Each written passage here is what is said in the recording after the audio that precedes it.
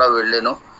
ఆయన ఆ ఇంటి దగ్గరకు వచ్చినప్పుడు శతాధిపతి తన స్నేహితులను చూసి, మీరు ఆయన వద్దకు వెళ్ళి, ప్రభువా, శ్రమపుచ్చుకోవద్దు, నీవు నా ఇంట్లోనికి పాత్రుడను కాను, అందుచేత నీ వద్దకు వచ్చుటకు పాత్రుడనని నేను ఎంచుకొనలేదు. అయితే మాట మాత్రము సెలవిమ్ము, అప్పుడు నా దాసుడు స్వస్థపరచబడును.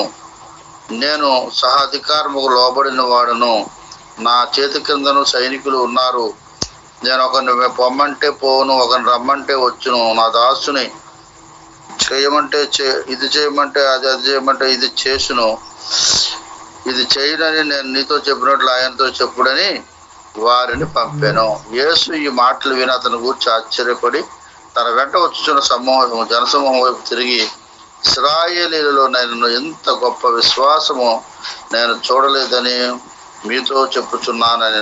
పంపబడిన వారు తిరిగి వచ్చి ఆ దాసుడు స్వస్థుడై ఉండుట కనుగొనిరి. దేవుని నామానికి మహిమ కలుగును గాక. శతాధిపతి, 100 మందికి ఒక అధికారి కనుక ఈయన సైన్యంలో ఉండేటువంటి ఒక అధికారి. ఈ శతాధిపతి అనేటువంటి ఆయన ఒక ముఖ్యమైన దాసుడు ఉన్నాడు. ఆ ప్రియమైనటువంటి దాసుడు రోగి అయి ఉన్నాడట. అందు గురించి శతాధిపతి యేసుప్రభువుని గురించి విన్నాడట. కనుక ఈ లోకంలో మనము దేవుని గురించి చెప్తే వారు వినని వినకపోని, కనుక చెప్పవలసిన బాధ్యత రక్షణ పొందిన ప్రతి ఒక్కరికి ఉన్నదని గ్రహించితే ఈ వాటికి సుమారుగా భారతదేశంలో కాదు, ప్రపంచ దేశాలన్నీ కూడా సువార్త అందును. కనుకనే ఇక్కడ విన్నాడు. ఎవరి ద్వారా విన్నాడు. విని యేసుప్రభుని వద్దకి ఆ యొక్క అధికారులు అక్కడ ఉన్నటువంటి వారిని దాసుల్ని పంపించాడు. ఏం చెప్పన్నాడు వాళ్ళని? అయ్యా, నీవు నా ఇంటికి రావడానికి నేను యోగ్యుడిని కాను అని తగ్గించు స్వభావంతో మాట్లాడుతూ, నేను నీ వద్దకు వచ్చుటకు పాత్రుడునని నేను ఎంచుకొనలేదు, కానీ మాట మాత్రం సెలవిమ్ము, అప్పుడు నా దాసుడు స్వస్థపరుస్తాడని విశ్వాసంతో చెప్పాడు. కనుక ఈ దినాల్లో కూడా అట్లాంటి స్వస్థతలు ఎన్నో సంఘంలో పొందుకుంటున్నారు.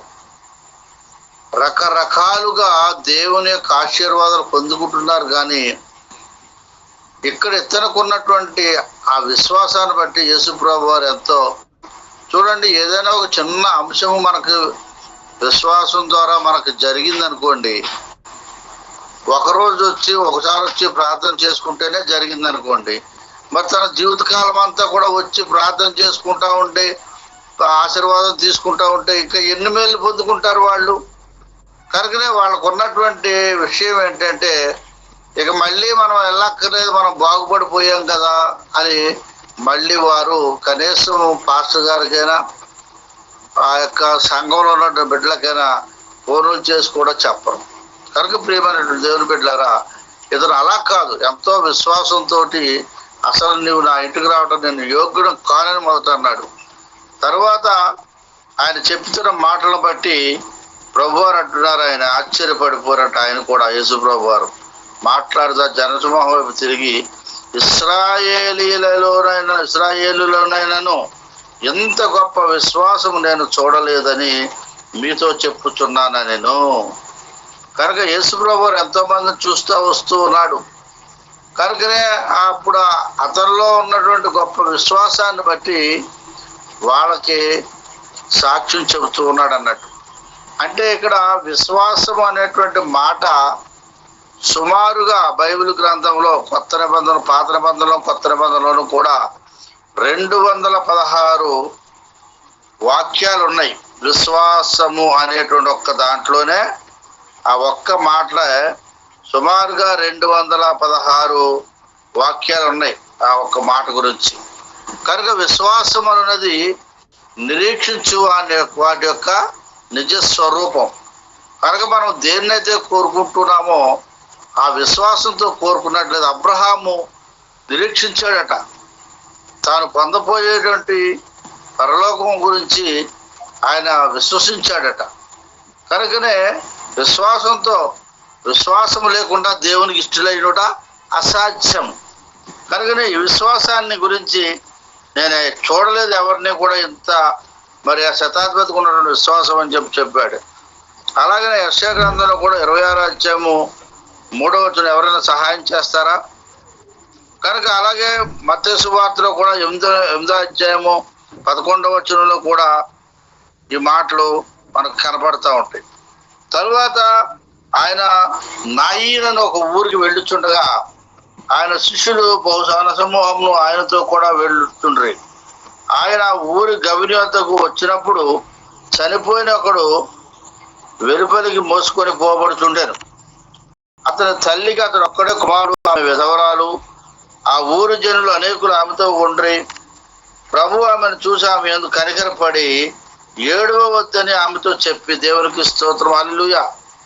కనికరం పడటము, కరుణ చూపటము అనేటువంటి మాట సుమారుగా 109 సార్లు ఉన్నది. కనుక యేసు ప్రభు వారు ఆమె ఎందుకు కనికరపడ్డాడు. ఏడవద్దని ఆమెతో చెప్పి దగ్గరకు వచ్చి పాడెన ముట్టగా మోయుచున్నవారు నిలిచిరి. ఆయన చిన్నవాడు, లెమ్మని నీతో చెప్పుతున్నవాడు చున్నాననగా ఆ చనిపోయిన వాడు లేచి కూర్చుండి మాట్లాడసాగాను. ఆయన అతని తల్లికి అప్పగించాను. వీడియో ఆన్ చేయరా? అందరూ భయాక్రాంతులై వీడియో ఆన్ చేయరా? మనలో గొప్ప ప్రవక్త బయలుదేరి ఉన్నాడని, దేవుడు తన ప్రజలకు దర్శనం అనుగ్రహించున్నాడని దేవుని మహిమపరిచి ఆయనను గూర్చి ఈ సమాచారము యోదయ అంతంతటా కూడా చుట్టుపక్కల ప్రదేశంలో కూడా వ్యాపించింది. వీడియో ఆన్ చేయరా సార్? వీడియో ఆన్ చేయరా? ఇప్పుడు చనిపోయిన వాడిని లేపుతాం కాదు, చనిపోయిన వాడు లెగుస్తాడని హైదరాబాద్ లో మరి ఏదో ఊర్లో 4 రోజులు ఉంచేసారంట. అపార్ట్మెంట్స్ లో ఒక చోట చనిపోయిన వాడు లెగుస్తాడని విశ్వాసం, మరి చాలా మంచి విశ్వాసం. చనిపోయినోడికి విశ్వాసం ఉందో లేదో కానీ ఆ కుటుంబీకులకు మాత్రం విశ్వాసం ఉంది పాపం. కనుకనే వాడు కప్పు కొడతా ఉంటే పోలీసు వాళ్ళు వచ్చి అప్పుడు తెలియపరిచాక పోలీసు వాళ్ళు వచ్చి తీసేసి బయటపడేశారు. కనుకనే పొందుకునే వారిలో విశ్వాసం ఉండాలి, చేసే వారిలో కూడా విశ్వాసము ఉండాలి. కనుకనే దేవుణ్ణి మహింపరిచే చుట్టుపక్కల ప్రదేశాలన్నీ కూడా వ్యాపించబడింది. తర్వాత యోహాను శిష్యులు ఆ సంగతులన్నీ అతనికి తెలియజేసి అంతటా యోహాను తన శిష్యులలో ఇద్దరిని పిలిచి, రాబోవాడు నీవేనా, మేము మరి ఒకరి కొరకు కనిపెట్టవలెనా అని అడుగుటకు వారిని ప్రభువునద్దకు పంపాను. కనుక యోహాను గారు కూడా కొంతమంది శిష్యులు ఉన్నారు. అయితే రాబోవాడు నువ్వేనా, లేక మేము ఇంకెవరి కొరకైనా కనిపెట్టవలసి ఉన్నదా అని చెప్పి యేసు ప్రభు వారి దగ్గరికి ఆయన శిష్యులను పంపించాడు. ఇలాంటి సన్నివేశమే బైబిల్లో మరో చోట ఉన్నది. ఆమె ఊరు వెలుపల బావికాడికి వచ్చినటువంటి సమరయ స్త్రీ యేసు ప్రభు వారితో మాట్లాడుతున్నప్పుడు, మేము కనిపెట్టుతున్నటువంటి మెస్సియావు నువ్వేనా, లేక వేరే అయినా మేము ఆయన కొరకు కనిపెడుతున్నాం అంటే, లేదు నేనే మెస్సియానా అని అప్పుడు ఆయన చెప్పాడు. అట్లాగా ఒక్కొక్క చోట సేమ్ సెంటెన్సెస్, సేమ్ విధానాలు ఉంటాయి. కనుక బైబిల్ మనం క్షుణ్ణంగా చదువుతూ ఉన్నప్పుడు ఏది ఎక్కడుందో మనకి స్పష్టంగా అర్థమవుతుంది. కనుకనే ఆ అడుగుటకు వారిని ప్రభువు వద్దకు పంపాను. ఆ మనుషులు ఆయన వద్దకు వచ్చి, రాబోవాడు నీవేనా, మరి ఒకరిని కొరకు మేము కనిపెట్టవలనా అని అడుగుటకు బాప్తిసం యోహాను మమ్మల్ని నీ వద్దకు పంపినని చెప్పారు. ఆ గడిలోనే ఆయన రోగములను, బాధలను, అపవిత్రాత్మలను అనేకులను స్వస్థపరిచి చాలా మంది గుడ్డివారికి చూపు దయచేసాను. కానీ ఈ పనిలో ఈయన ఉన్నాడు. కనుక యేసు ప్రభువు అక్కడ ఉన్నటువంటి పనిలో ఆయన ఉంటే అప్పుడు ఆయన, మీరు వెళ్ళి కన్నవాటిని విన్నవాటిని యోహానుకు తెలియజేయండి, సరిపోద్ది, నేనే ప్రత్యేకంగా మీకు నేనైనా లేదు ఇంకొకలా అని చెప్పనక్కర్లేదు అని చెప్పి ఆయన వాళ్ళ వెనక్కి పంపించినప్పుడు వాళ్ళు వెళ్ళి ఏం చెబుతున్నారు, గుడ్డివారు చూపు పొందుతున్నారు, కుంటివారు నడుస్తున్నారు, కుష్ఠరోగులు శుద్ధులగుతున్నారు, చెవిటివారు వినుతున్నారు, చనిపోయిన వారు లేపబడుతున్నారు, పేదలకు సువార్త ప్రకటింపబడుతున్నది. నా విషయం అభ్యంతరపడని వాడు ధన్యుడని వారికి ఉత్తరం ఇచ్చాను. చాలా మంది దినాల్లో కూడా ఏదైనా చెయ్యాలి అని చేస్తే ఇది జరుగుద్దా, ఇది జరగదా అని అభ్యంతరాలు చెప్తారు ముందు. అయ్యో ప్రార్థన చేస్తే దేవుడు చేయలేదంటూ లేదని మనం గట్టిగా చెప్పినా కూడా వాళ్ళ అవిశ్వాసాన్ని బట్టి వాళ్ళకి జరగదు, ప్రార్థన చేసిన మనకు కూడా చెడ్డ పేరు వస్తుంది. కనుకనే విశ్వాసము, మరి నిరీక్షణ, ప్రేమ, ఈ మూడింటిలోనూ కూడా ప్రేమ మాత్రమే నిలుస్తుందని రాయబడి ఉన్నది. కనుకనే నిరీక్షణ వారిలో ఉండదు కాబట్టి వాళ్ళు నమ్మరు. కనుకనే నా విషయమే అభ్యంతరపడిన వాడు ధన్యుడని వారికి ఉత్తరం ఇచ్చాను. యోహాను దూతలు వెళ్ళిన తర్వాత ఆయన యోహాను గూర్చి జనసమూహంతో ఇలాగ చెప్పసాగాను. మీరేమి చూచు అరణ్యంలోనికి వెళుతురి, గాలి కదులుతున్న రెల్లునా, మీరేమి చూడ వెళ్ళుతురి, సన్నపు నారబట్టలు ధరించుకున్న వాన్న, ఇదిగో ప్రశస్త వస్త్రములు ధరించుకొని సుఖంగా జీవించేవారు రాజగృహముల్లో ఉందరు. అయితే మరేమి చూడ వెళ్ళుతురి, ప్రవక్తన? అవును కానీ ప్రవక్త కంటే గొప్పవాడినని మీతో చెప్పుచున్నాను. కనుక ఆ విషయాలన్నీ కూడా మనకు అర్థమవుతూనే ఉన్నాయి. ఇదిగో నేను నా దూతను నీకు ముందుగా పంపుచున్నాను, అతడు నీ ముందర నీ మార్గం సిద్ధపరచునని దేవుడు ఈయనకి చెప్పి ఈయన పంపించినట్లుగా, యేసు ప్రభువుని పంపించినట్టుగా ఎవరిని కూర్చైతే మాటలు రాయబడినో అతడే ఈ యోహాన్ అని చెప్పి తెలియపరచడం జరిగింది. కనుకనే మరి యేసు ప్రభు వారు పుట్టక మునుపు మరి ఎలిజబెత్ అమ్మ గారు కూడా, మరి ఆవిడ కూడా గర్భంతో ఉన్నది. తర్వాత యేసు ప్రభు వారు ముందు యోహాన్ గారు పుట్టాడు.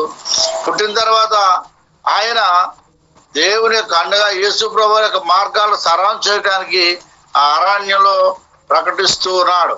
మారు మనసు విషయమై బాప్తిజం పొంది రక్షణ పొందుడని వారికి బోధిస్తున్నప్పుడు వారందరూ కూడా యోర్దాను నదిలో బాప్తిస్మాలు పొందారు. ఆ పని ఆయనకి సుగమం అయిపోయింది, ఆయనకి తేలిక అయిపోయింది యేసు ప్రభు వారికి. అంటే అరణ్యంలో ప్రకటించడం అంటే అరణ్యంలో కాదు, అరణ్యములో ఏముంటాయి?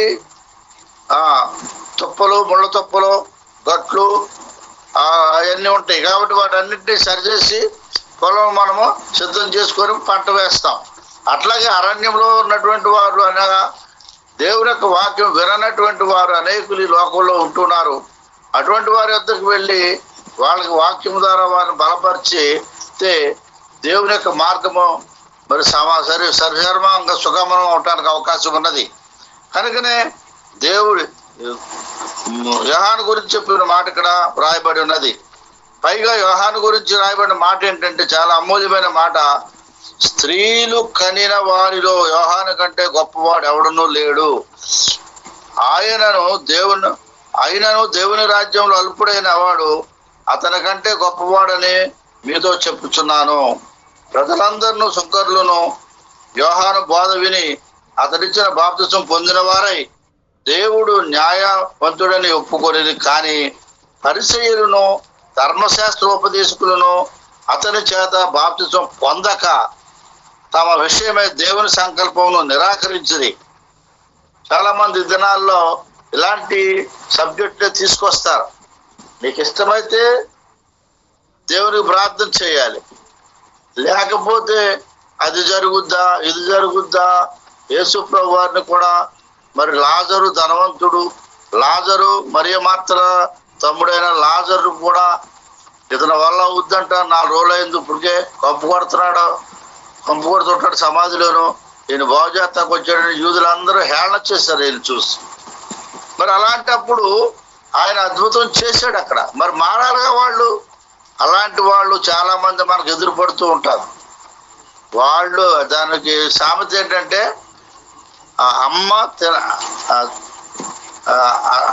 తిన్నవదు అడుగు తిన్నవదు, అమ్మ పెట్టదు అడుగు తిన్నవదు అన్న కసామతిలోకి వెళ్తుంది అన్నట్టు. కనుక వాళ్ళు చేయలేరు. చేసిన వారిని చూసి ఎగతాళి చేసేవారు ఇప్పటికీ కూడా ఉన్నారు. మన మధ్యలోనే ఉన్నారు వాళ్ళు.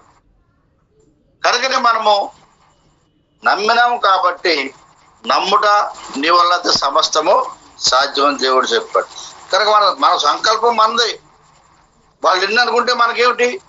కాబట్టి ఈ తరం మనుషులకు నేను దేనితో పోల్చుదును? వారు దేనిని పోలి ఉన్నారు? సంత వీధులలో కూర్చుండి నుండి మీకు పిల్లకును ఊదితిమి, కానీ మీరు నాట్యమాడ రైతిరి, ప్రలాపించితిమి కానీ మీరు ఏడవరైతురి అని ఒకరితోనొకరు చెప్పుకొని పిలుపులాటలాడు కొను పిల్లకాయలను పోలి ఉన్నారు. కనుక వాళ్ళ జ్ఞానం అంతవరకే ఉన్నది, చిన్నపిల్లల జ్ఞానమే ఉన్నది తప్ప ఏమి వాళ్ళకి మెచ్యూరిటీ మైండ్ లేదు అనేటువంటి విషయాన్ని అక్కడ తెలియపరుస్తూ ఉన్నారు.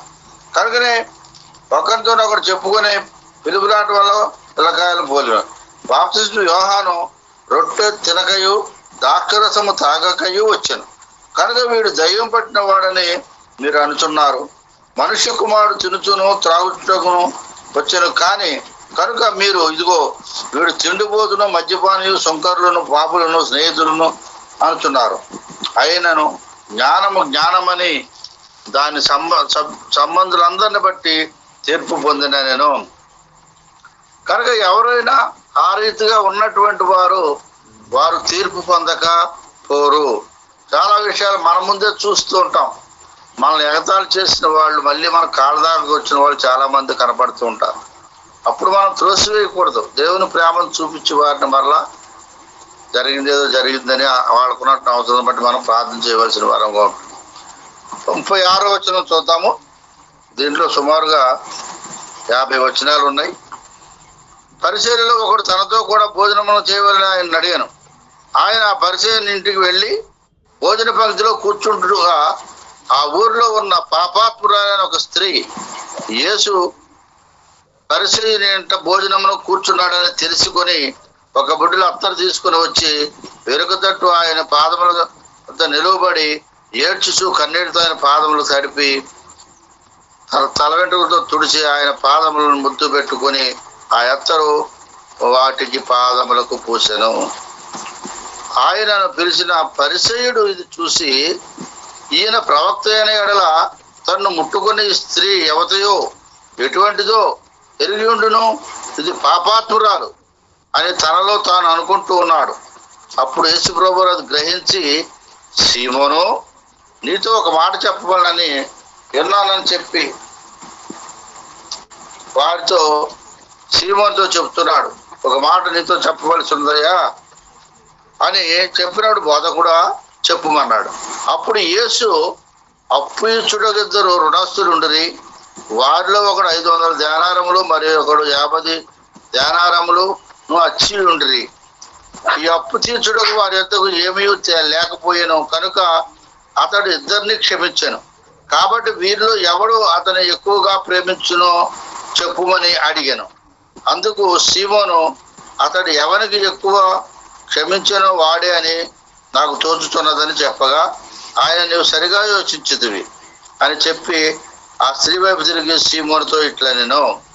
కనుక యేసుప్రభువు వారు ఎప్పుడు కూడా సూటిగా సమాధానం ఎప్పుడు చెప్పడు. ఎందుకంటే మాకు టీచర్ ట్రైనింగ్లో కూడా డైరెక్ట్గా లెసన్ చెప్పకూడదని, ఆ లెసన్ ఆ పిల్లల్లో నుంచే తీసుకురావాలని ఒక సబ్జెక్టుగా చెప్పేవారు మాకు. అంటే ఏంటంటే యేసుప్రభువు వారి యొక్క మాట ఏంటంటే, ఆయన అడిగిందేంటి, సీమోను అడిగిందేంటి, పాపాత్మురాలైన స్త్రీ, ఆవిడతో నీకేం పని, అది ఎలా ఉందో నీకు ఎరుగుదు కదా, అవన్నీ కూడా నీకు తెలిసి ఉంటాయి కదా అని చెప్పి అంటున్నాడు. అందుకని యేసుప్రభువు వారు అది గ్రహించి ఆయన ముందుగా అతనికి ప్రశ్న వేస్తున్నాడు. అబ్బాయి, మరి 50 దేనారాలు ఒకడు, మరి ఇంకా 500 దేనారాలు ఒకడు వచ్చి ఉన్నారు. వాళ్ళిద్దరి దగ్గర ఏమీ లేదు తీర్చడానికి, కనుక వీళ్ళిద్దరిని ఆయన క్షమించేశాడు. కాబట్టి వీరిలో ఎవడు అతన్ని ఎక్కువగా ప్రేమించునో చెప్పుమని అతన్ని అడిగేటప్పటికి అప్పుడు ఆయన అన్నాడు, అతడు ఎవరికి ఎక్కువగా క్షమించునో వాడే అని నాకు తోచుతున్నదని చెప్పగా నువ్వు సరిగ్గా చెప్పేవాడు. అంటే 500 దేనారాలు ఇచ్చుకున్నటువంటి వాడు మరి ఎక్కువ అప్పు తీసుకున్నాడు కాబట్టి అతనికి క్షమించబడింది. తక్కువ తీసుకున్న వాడికి కూడా క్షమించబడింది. మరి తక్కువ తీసుకున్న వాడికి అతనికి ఒకటే క్షమాపణ జరిగింది, కానీ అతడే ఎక్కువగా క్షమాపణకి యోగ్యుడని చెప్పి యేసుప్రభువు వారు ఆయనతో చెప్పడం జరిగింది. అప్పుడు ఆ స్త్రీ వైపు తిరిగి సీమోనుతో ఇట్లా నేను, ఆ స్త్రీ చూస్తున్నావే కానీ నేను నీ ఇంటిలోనికి రాగా నీవు నా పాదములకు నీళ్లు ఇయ్యలేదు, ఇక్కడ ఈ సబ్జెక్ట్ కూడా మరియ మార్తల విషయంలో కూడా మరియ యేసుప్రభు పాదాల దగ్గర కూర్చొని విన్నది కానీ మార్త అయితే పనుల భారం పెట్టుకొని వినలేదు ఏది. కనుకనే తన తమ్ముడి విషయంలో మార్త మాట్లాడిన మాటలను మరియ గారు మాట్లాడిన మాటలకి చాలా తేడా ఉంది. కనుక ఏంటంటే వాక్యము వారి హృదయాన్ని ఏం చేస్తుందంటే జ్ఞానముగా తీసుకెళ్తుంది. అదే వాక్యం విననటువంటి వాళ్ళకి అది జ్ఞానమని ఎంచదు కానీ అజ్ఞానంతో మాట్లాడినట్టు అనిపిస్తుంది. కనుకనే మార్త అది చేయలేకపోయింది. మరియా యొక్క విషయాన్ని బట్టి ఆవిడ దేవుని వాక్యం విన్నది కాబట్టి దాన్ని బట్టి తన తమ్ముడిని బ్రతికించుకోగలిగింది. దేవునికి స్తోత్రం. కనుక ఇక్కడ మనం చూసినట్లయితే అందుకని నీవు నా పాదములకు నీళ్ళు లేదు కానీ ఈమె తన కన్నీటితో నా పాదములు తుడిచాను, అలాగే తల వెంట్రుకలతో తుడిచాను, నీవు నన్ను ముద్దు పెట్టుకొనలేదు కానీ నేను లోపలికి వచ్చినప్పటి నుండి ఈమె నా పాదాలు ముద్దు పెట్టుకొనుట మానలేదు అని చెప్పి ఆయన సీమోను తోటి స్త్రీ చేసిన విధానాన్ని చెప్తూ వచ్చాడు. ఆమె యొక్క విస్తార పాపములు క్షమించబడినని నీతో చెప్పుచున్నాను. నేను ఎవరికి కొంచెముగా క్షమించబడినో వాడు కొంచెముగా ప్రేమించినని చెప్పి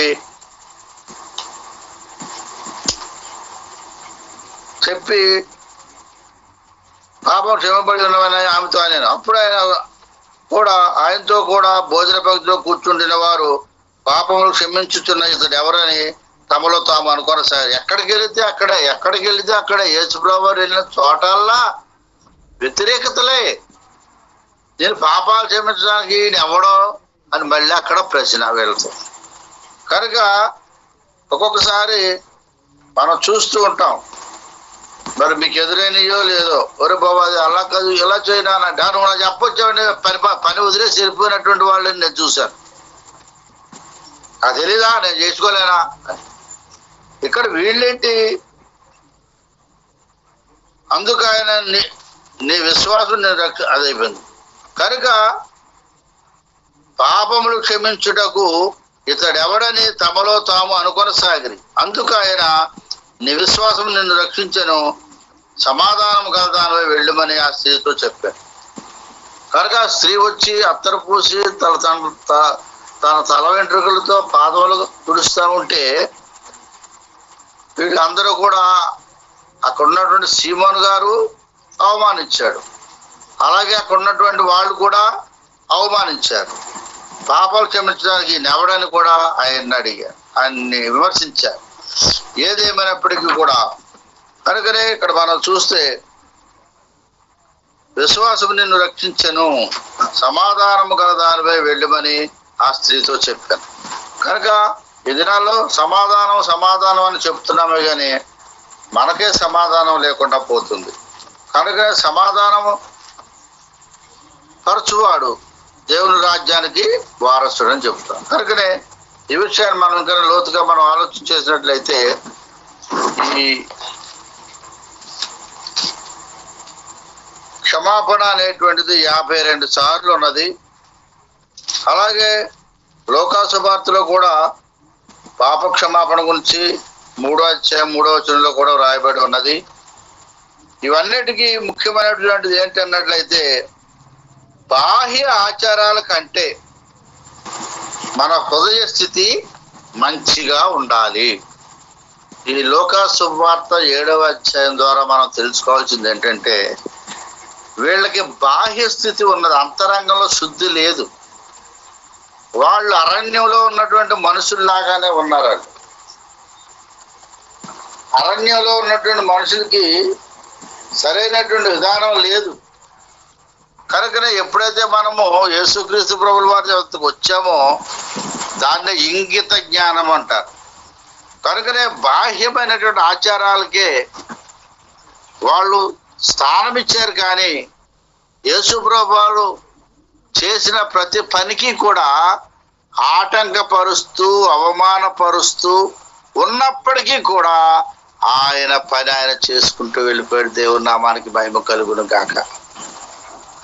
కనుక ఆయన దగ్గరికి వచ్చారు, ఆయన గురించి వచ్చారు, ఆయన కోసం వచ్చారు. వాళ్ళు తలాంతులు పొందుకున్నారు, ఐశ్వర్యం పొందుకున్నారు, స్వస్థతలు పొందుకున్నారు. కానీ వీళ్ళు దేనికి వచ్చారు? వీళ్ళు విమర్శించడానికే వచ్చారు. వాళ్ళ జీవితం అంతా విమర్శనాత్మకమైన జీవితం కనుకనే వాళ్ళు ఏమీ పొందుకోలేరు. కానీ పొందుకున్న వాళ్ళు ఎవరయ్యా అంటే ఆయన విశ్వాసం వచ్చిన వారు, ఆయన నిరీక్షణ కలిగిన వారు, మరి ఆయన యందు ఆయన లాంటి ప్రేమ కలిగిన వారు.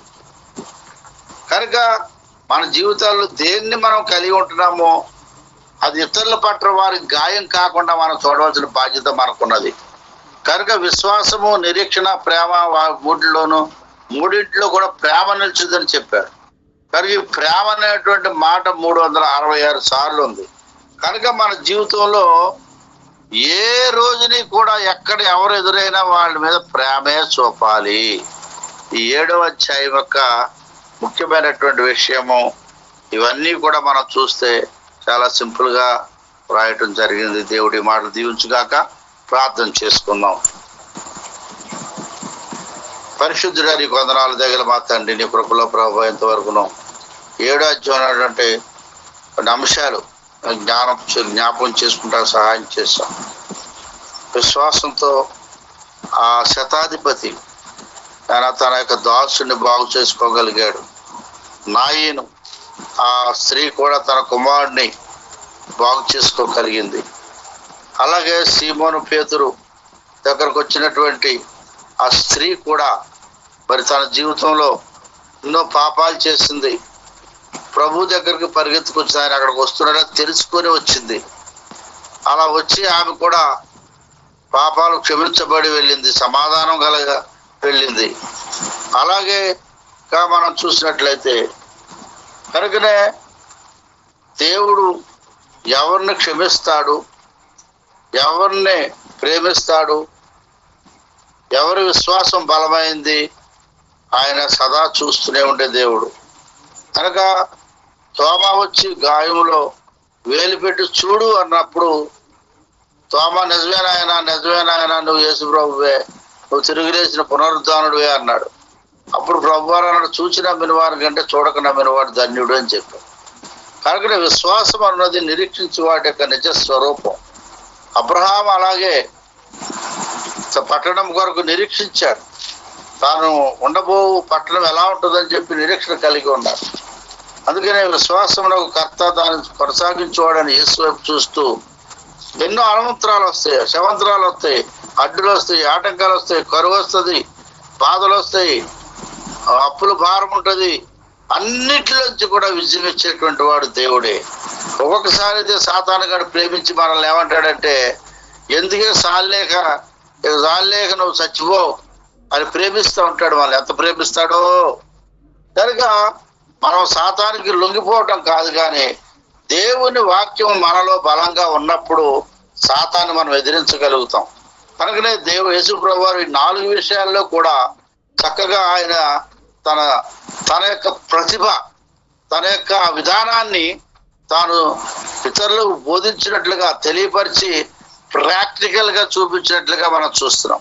అటువంటి ధన్యత ప్రభువు మాకు అందరికీ అనుగ్రహించమని నజరేతుడు యేసుక్రీస్తునామములో హృదయమార ప్రార్థించి ఆతి వినముగా వేడుకొనిచున్నాను మా ప్రియ పరలోకపు తండ్రి. పరమ తండ్రి అయిన దేవుని యొక్క కృపయు, కుమారుడు యేసుక్రీస్తు వారికి నిత్య ప్రేమ, పరిశుద్ధాత్మను కలిగిన సహవాసము ఇప్పుడు ఎల్లప్పుడు సకల కొట్టి వారికి సకల పరిశుద్ధులను సదాకాలం తోడే నడిపించును గాక. ఆమేన్, ఆమేన్, ఆమేన్. అందరికి వందనాలండి.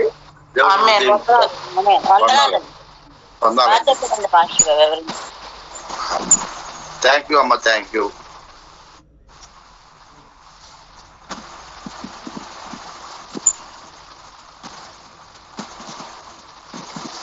అమ్మగారు బాగున్నారండి? పాస్టర్ గారు బాగున్నారండి. ఇదిగో ఇక్కడే ఉన్నారు.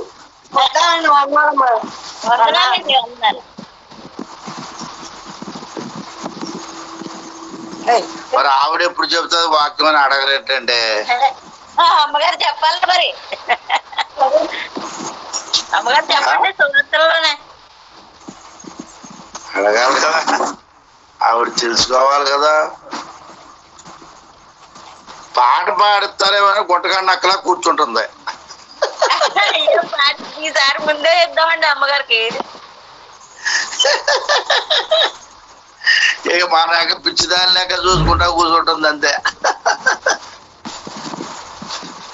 నాకంటే ఆవిడే బాగా పాడుద్ది. మన వాళ్ళు మగ్గం కనబడిన వెంటనే పాడ